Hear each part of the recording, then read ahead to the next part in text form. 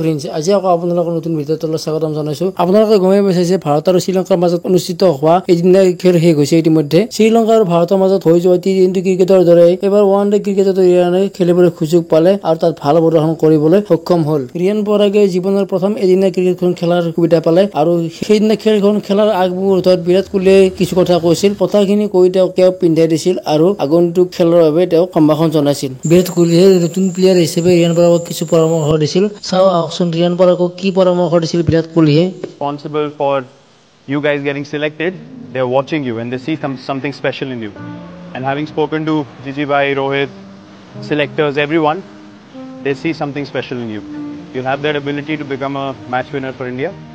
I know you have that belief. I've known you for a while now. And we all have that belief in you.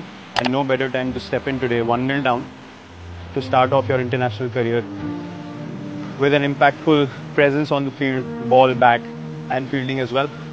I wish you all the best. Cap 256, Riyan Parag. ভিডিঅ'টো যদি ভাল পালে like, comment আৰু share কৰিব আৰু চেনেলটো যদি নতুনকৈ আহিছে ছাবস্ক্ৰাইব কৰিব। থেংকছ ফৰ ৱাচিং। Bye bye.